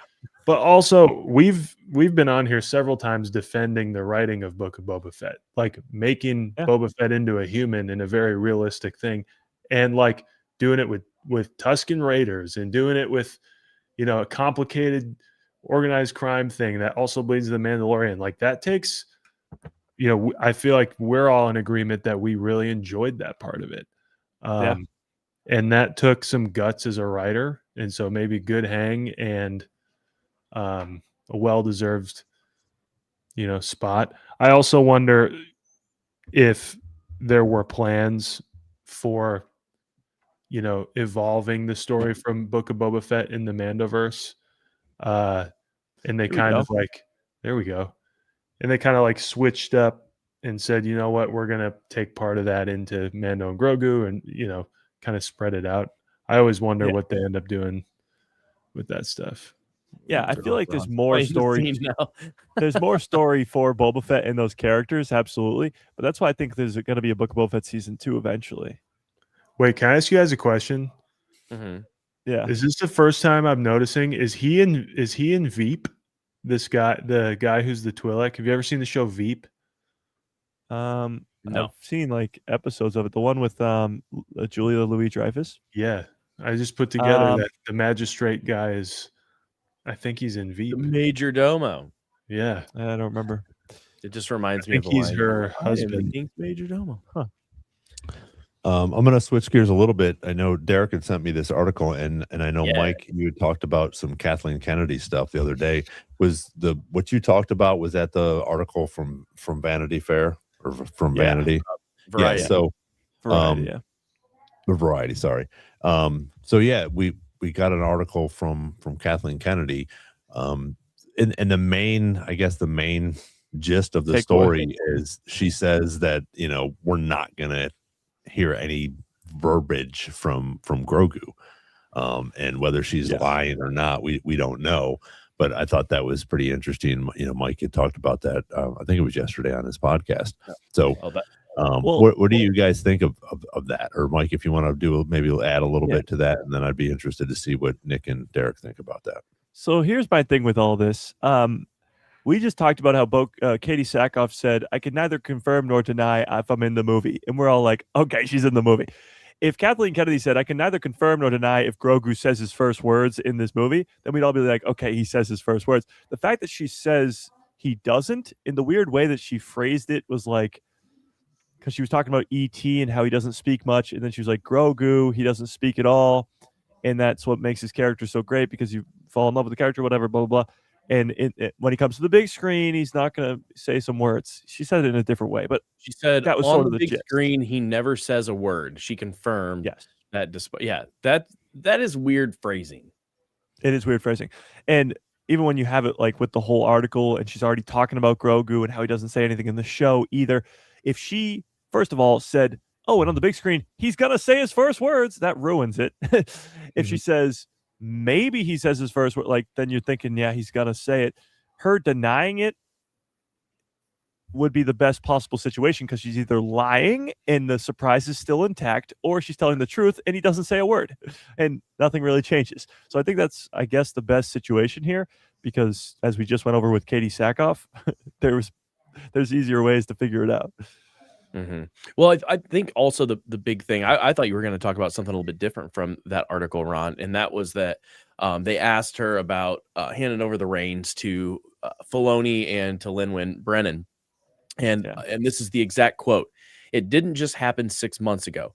I spent 10 years talking Dave into gradually stepping into live action. He had so much experience in animation. He's so knowledgeable about Star Wars and loves it so much. It's really been a 10-year mentoring process for both of them. Lin-Wen came out of Industrial Light and Magic. She was my GM the entire time. I would argue that the transition has been really pretty seamless. Yeah. I mean, these two have been have they been groomed for this? They've been around for a while. But you look at Dave Filoni, call him the apprentice of George Lucas all the time. 10 years under Kathleen Kennedy, and learning the live action side of things and how to make a movie with Jon Favreau. So he's really had all the training he could possibly imagine, from producer, from the creator, and from a director.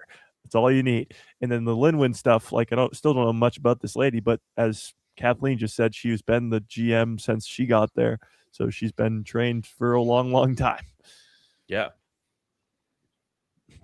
Yeah. And why all of a sudden is she just going to put that out there? I think that's interesting in reference to the whole Grogu thing. Why even mention that? Well, I think it has to do with her winning the award and getting her I think it was it was like those final words that she could really say before she's out. Mm-hmm. Well, she was also talking about in the first interview question, I suppose, or one of the interview questions was about E.T. and how so many times in movies they've had these characters that don't speak or speak very little words, and you're able to have an emotional and a big connection with the character, like E.T. and Grogu, where they don't speak at all or they have very limited words. So it just transitioned into that. And then she said, on the big screen, he's not going to say any words either, but you're still going to love him and he's still cute and whatever. So why on the big screen? So he's going to say it. We know he's going to say something at some point in a show, which means he's not gonna die in the movie because she leaked it. I'm telling you. Well, it's just a matter of we assume he's going to say his first words. In season 3 of Mando, he almost says this is the way. People have been talking about that. But I don't know. I feel like she's either lying to subvert our expectations, to make us look one way, or I don't know. I don't think she's lying about it. But like, I think there's more to it. She said it for a reason. It was very pointed. It was on, it was on topic, but it was very pointed too. So if there's one thing, like we can say a lot of things about Kathleen Kennedy. We've said a lot of things, but also we've kind of said a lot of her praises. If there's one thing you can say is she's not dumb. No, she is not a dumb person. So like, and people might argue, but she is not. You don't get to where you are and have the credits and, E.T. and Jurassic Park and things like that by being a dumb person. I'm sorry. Yeah. So a lot of what she does is very calculated. Mm-hmm. Oh, absolutely. So I think there's a reason for it.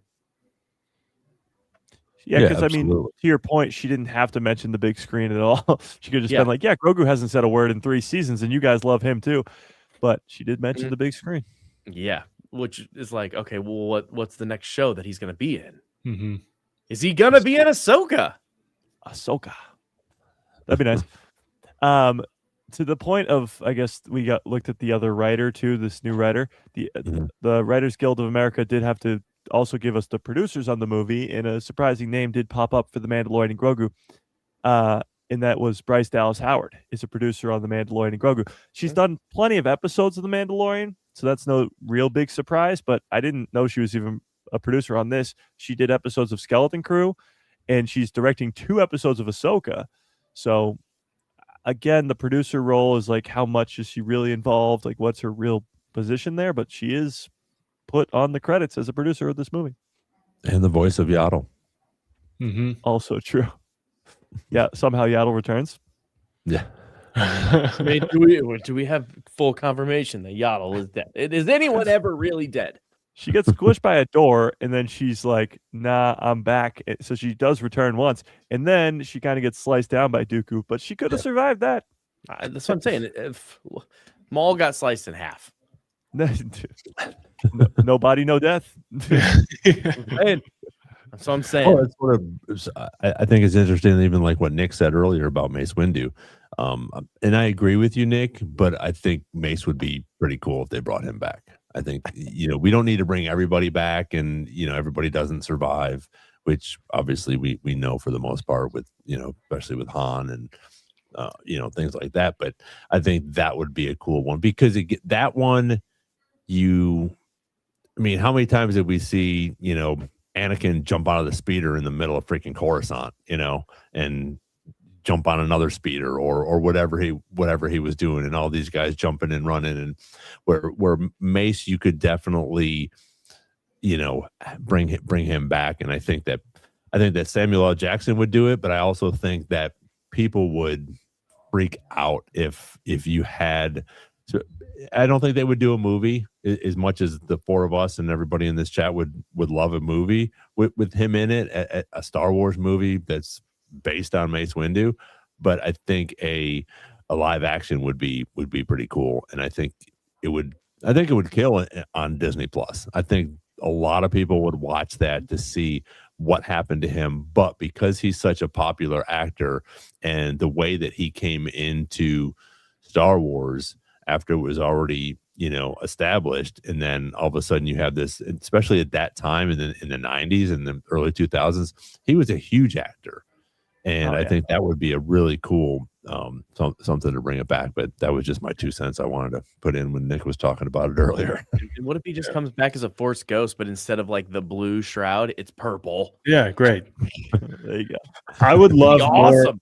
I would love more Mace Windu stuff that isn't like Jedi are bad propaganda. You know what I mean? Like, I feel like he's just a total asshole in the Clone Wars. And he flips between. Awesome.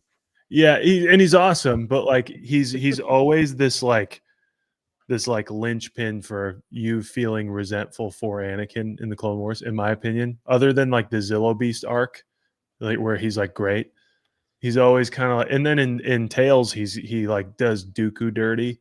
I want some Windu stuff that is like kind of like his novels or how we felt about him in the prequels up until maybe Revenge of the Sith. But yeah, the only reason, Ron, that I had said that earlier is because if it had happened any other way, hell yeah, bring him back. But like, it's the most consequential moment, maybe in like one of the couple most consequential moments in the saga. Yeah. I feel like it's got to be a kill, you know? Well, maybe he falls in the underworld and hold on. He falls down in the underworld and he gets captured and he is discovered in the new Maul show. Mm. And then he dies again. Yeah. Yeah. Or does he? Only to rise again. Or better yet, they don't find his body, but Maul finds his lightsaber. Yeah. And then you're like, where's his body? Then you see somebody like sweeping up some blood in the background. I think we've pretty much landed on that Mace Windu is Snoke.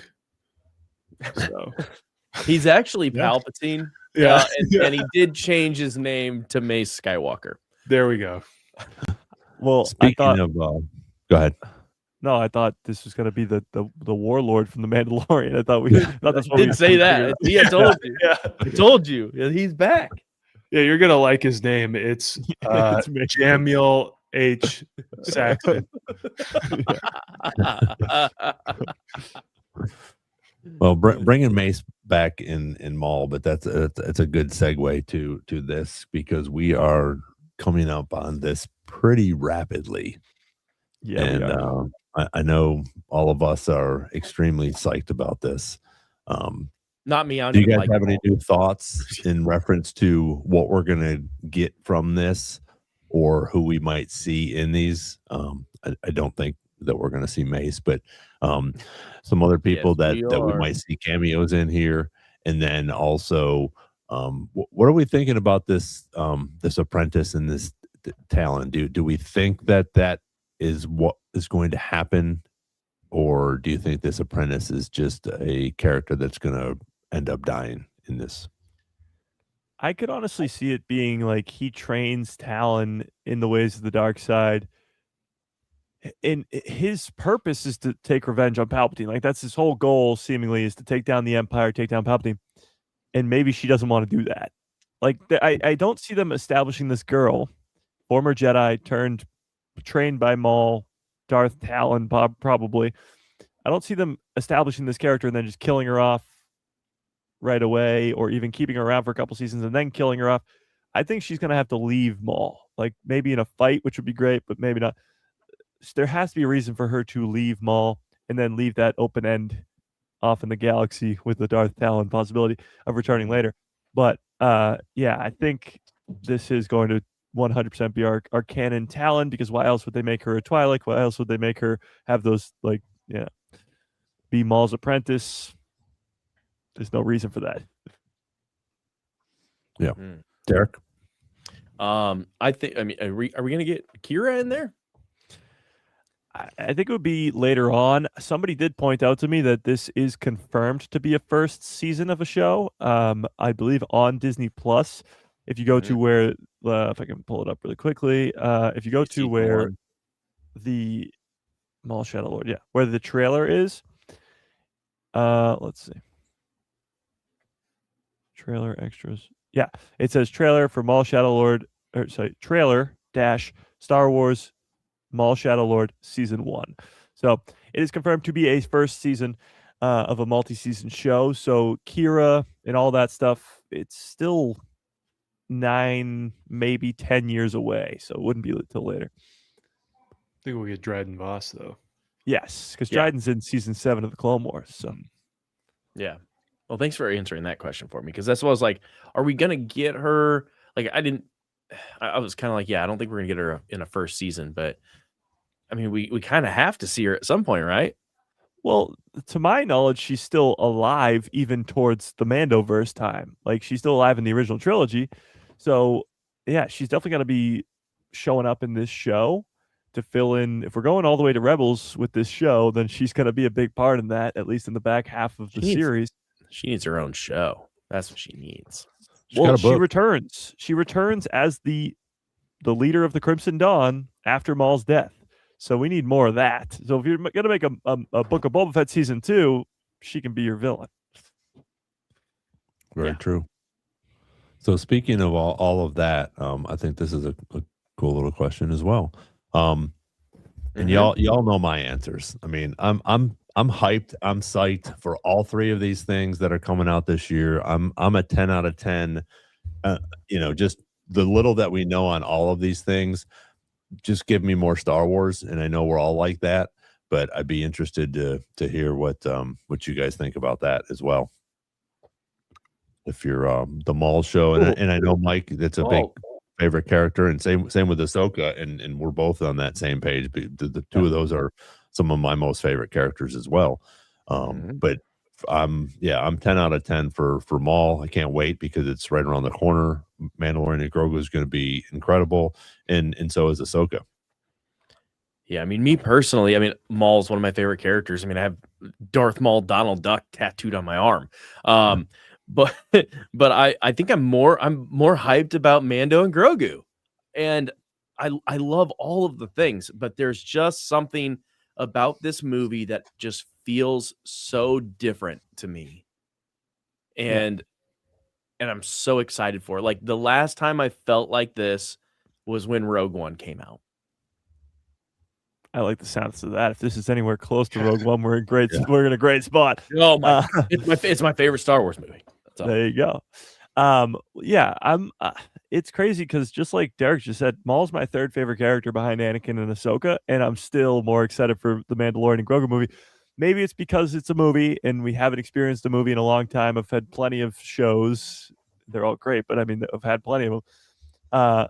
But I honestly think that Maul's going to surprise me more. Unless there's a big twisteroo going on in the Mandalorian and Grogu, I think Maul will surprise me more because all we have is that trailer.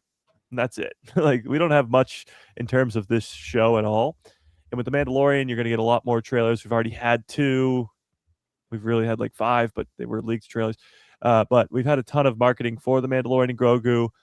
With Maul, we don't. And it's 10 episodes, a lot of mystery around it. But we know where Maul's story ends, I guess.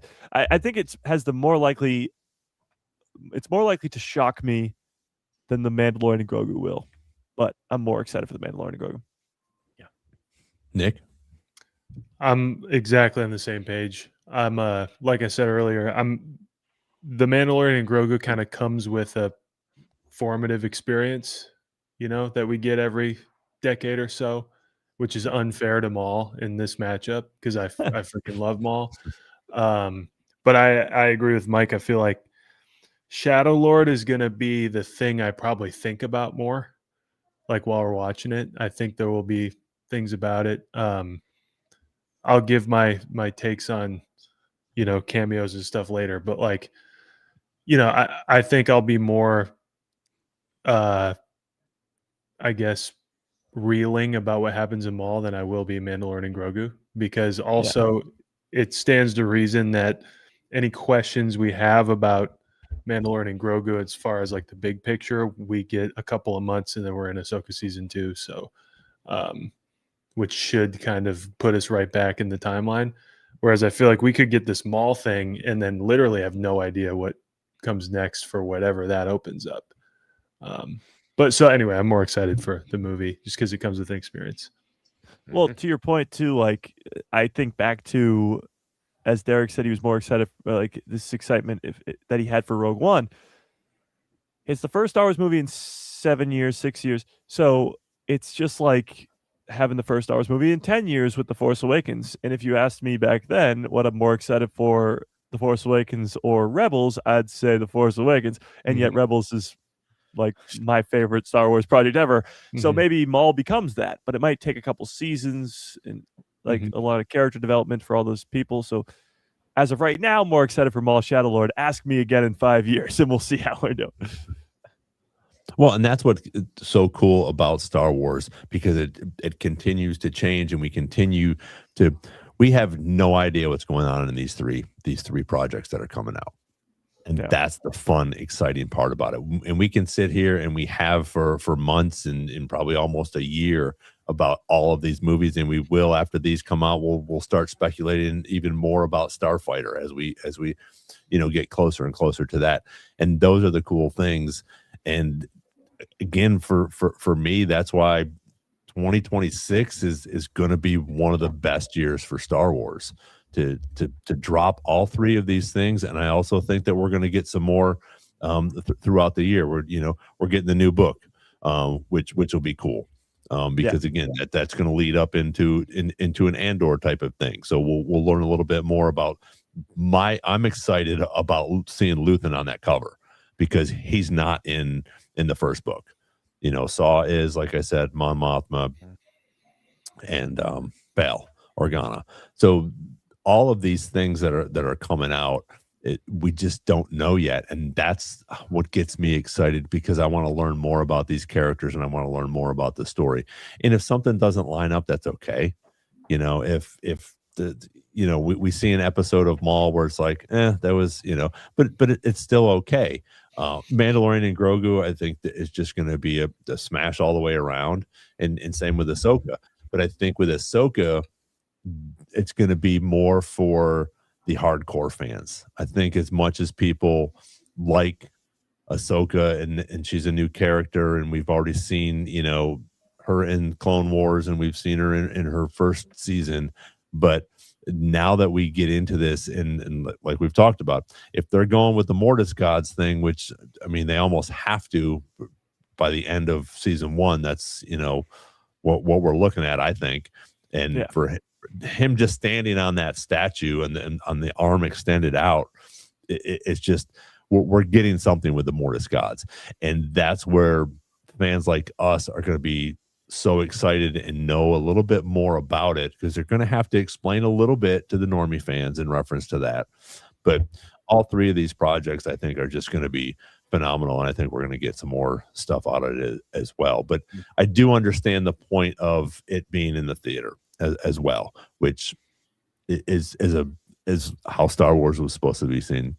But I think that will be amazing as well. So especially up in Boston, in a theater with a whole bunch of cool Star Wars fans.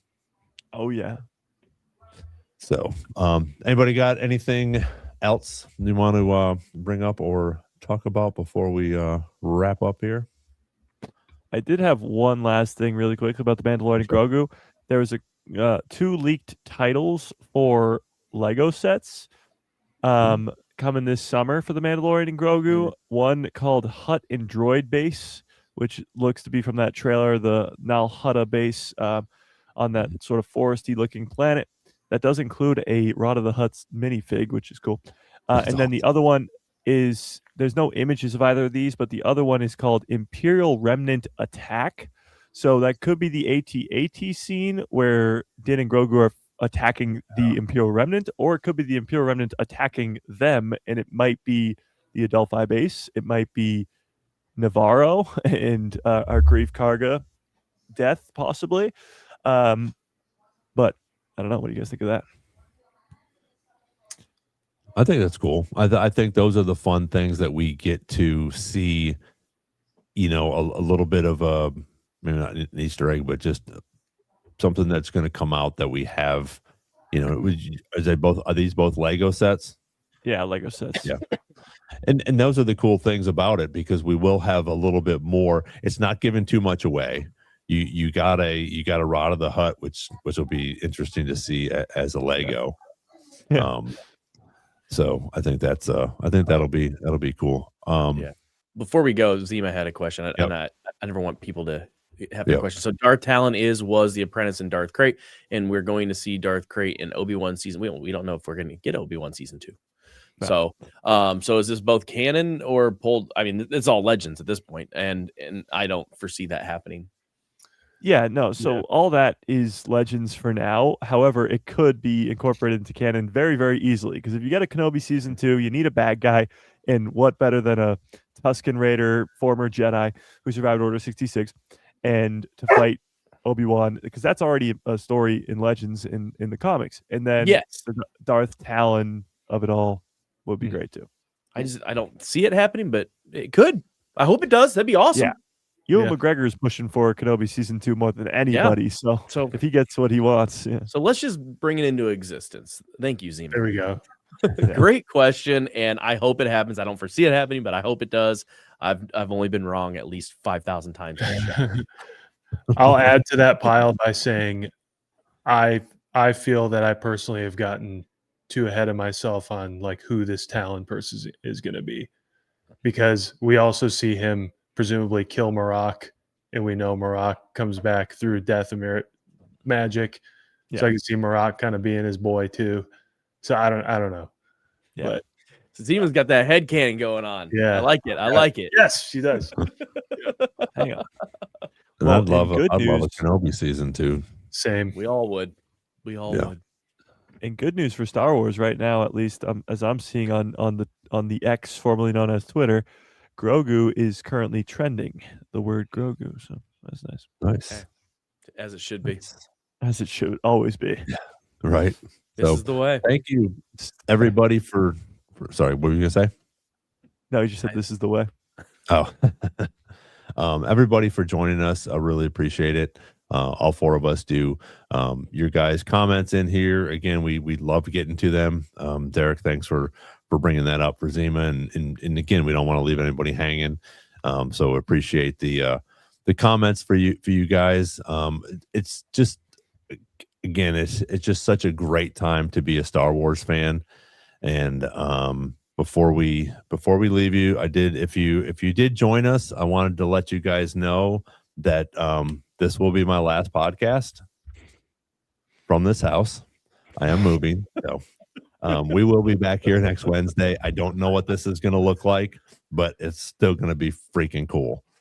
And since we're closer and closer to the Mandalorian and Grogu, we're going to watch the trailer one more time. But I do have to. I do have to salute everyone for being here. We appreciate you guys.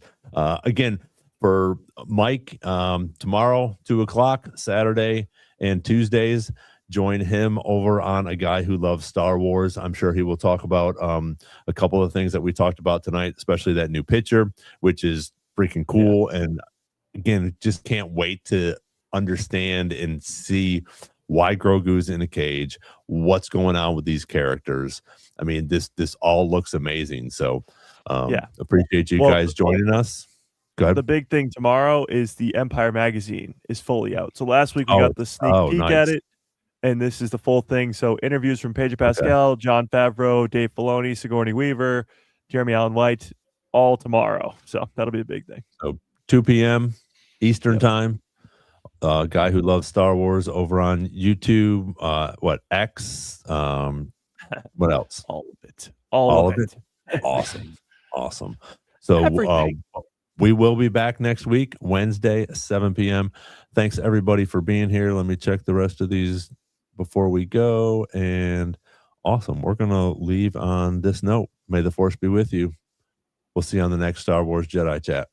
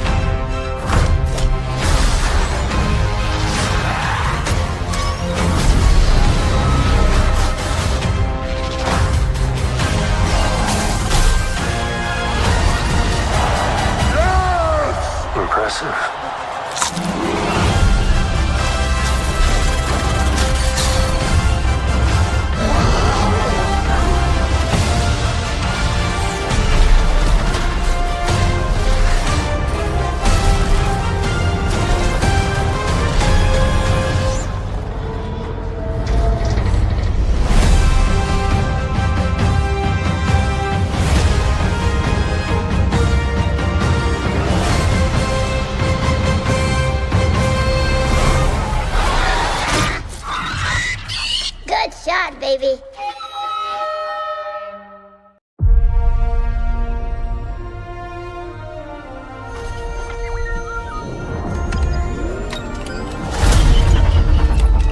Hey, never touch the buttons.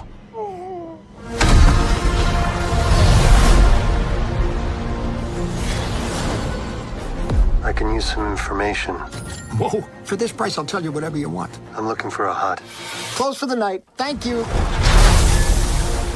Gangsters, war criminals. Long live the Empire. We'll take out every bad guy in your deck of cards.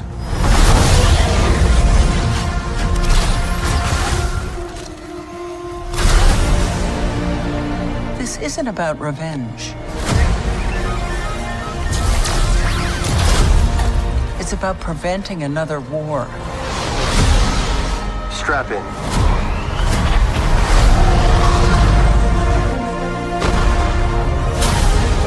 You will suffer. And then it will be his turn. Before going into harm's way, check your armor. The kid will live centuries beyond me. I won't always be around to protect him. Are you scared? You should be. Do we run? Or do we fight? I like this kid.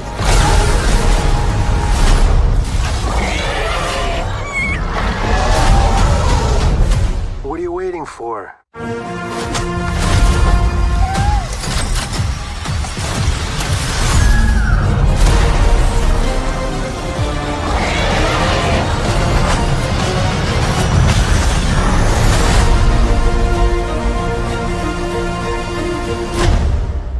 Let's save the rest for after dinner.